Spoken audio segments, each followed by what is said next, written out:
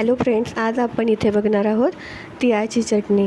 तर ही तिळाची चटणी तुम्ही गरमागरम चपाती किंवा भाकरीबरोबरही खाऊ शकता. तर मी इथे 1 वाटी पांढरे तीळ घेतलेले होते.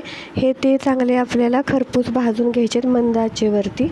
ते भाजून झाल्यानंतर आपल्याला ते थंड करण्यासाठी ठेवायचे. ते थंड झाल्यानंतर एका मिक्सरच्या भांड्यामध्ये ते काढून घ्यायचे आहेत.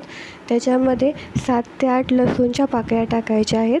तुमच्याकडे जर लाल तिखट असेल तर लाल तिखट टाका किंवा लाल मिरच्या असतील तर त्या थोड्याशा भाजून त्याच्यामध्ये टाका. त्याच्यामध्ये हळद, मी शेंगदाणे घेतलेले आहेत. शेंगदाण्याचा कूट टाकला तरीही चालेल. थोडंसं जिरं आणि धने जिरे पूड घेतलेली आहे.